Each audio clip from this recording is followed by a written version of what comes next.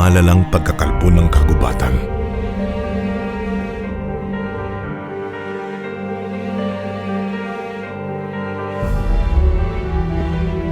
Ang pinsalang ibinubunga nito kapag may bagyo.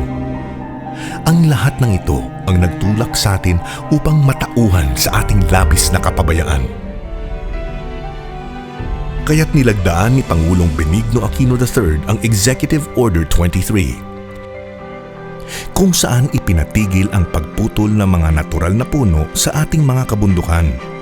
Pinigilan ang pagkasira ng kagubatan.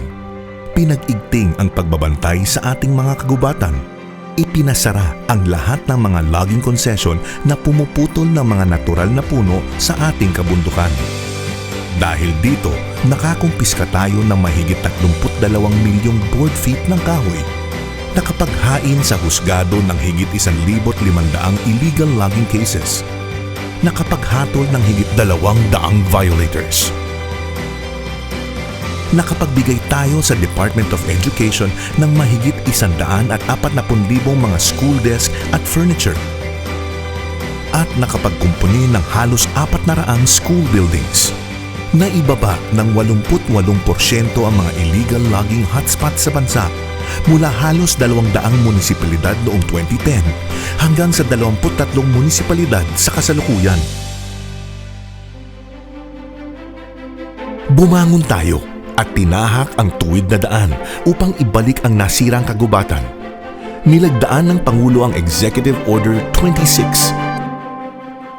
Ang paglulunsad ng malawakang National Greening Program. Beyond Reforestation. Ang tuluyang paghilom sa mga sugat ng kalikasan tungo sa pagsasaayos ng kinabukasan. Ito ang ating kwento, ang pagyabong ng kagubatan ng ating kakayahang magkaisa. Ekta-ektaryang mga lupain ang binigyang buhay muli. Tinamnan ng milyong-milyong mga punong kahoy. Nagtanim tayo ng mga bakawan sa ating mga baybayin.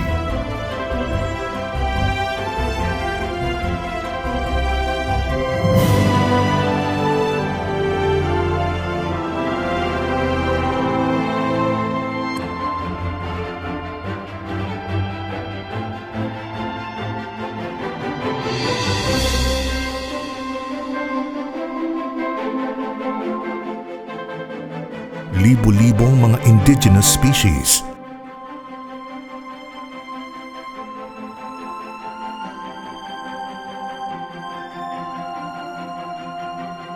Mga high-value crop na kagaya ng kape.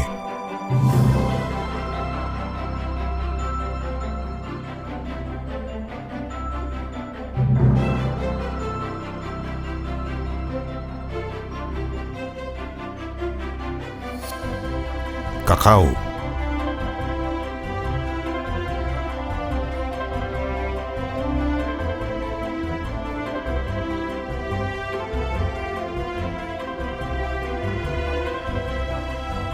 Puno ng goma o rubber trees.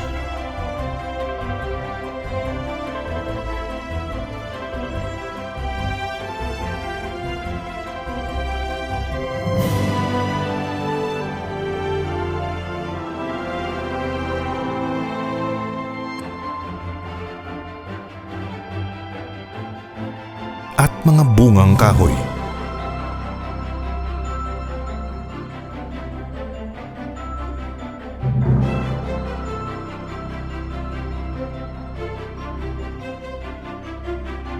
Pinaglaanan din natin ang pangangailangan ng mga komunidad sa pamamagitan ng pagtatanim ng punong panggatong o fuel wood at mga fast-growing species para sa industriya.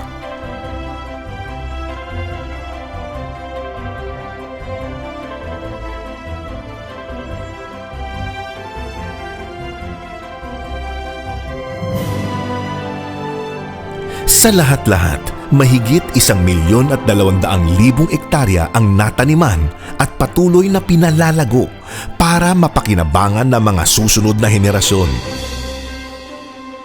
Sa loob lamang ng 5 taon, nahigitan natin ang tagumpay ng nakaraang 5 dekada. Ang National Greening Program ay kwento rin ng mga komunidad at mga buhay na nagbago. Nagdulot ito ng milyong-milyong mga trabaho. Dagdag seguridad sa supply ng pagkain. Pagbabalik ayos sa balanse ng kalikasan.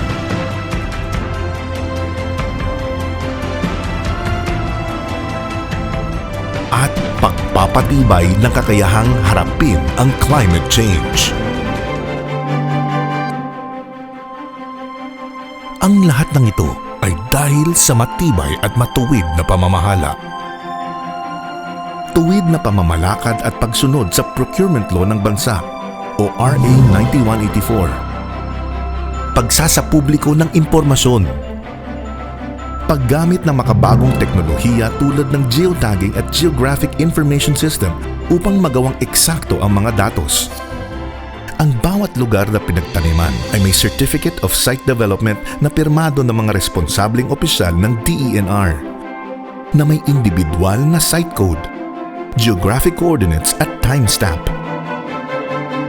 At ang paggamit ng state-of-the-art na forest nurseries upang maitaas ang produksyon ng mga pananim.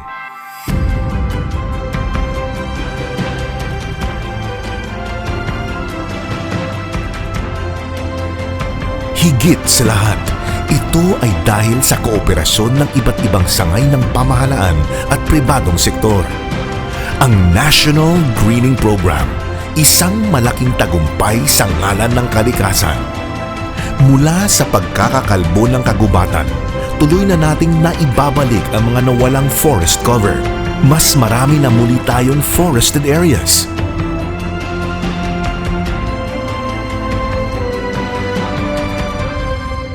At pagdating ng 2016, mahihigitan pa natin ang ating naunang mga layunin. Nang dahil sa Executive Order 23 at 26, tayo na ngayon ay kinikilala ng Food and Agriculture Organization of the United Nations bilang pang-5 sa buong mundo na nakapagkamit ng pinakamalaking annual forest area gain mula 2010 hanggang 2015.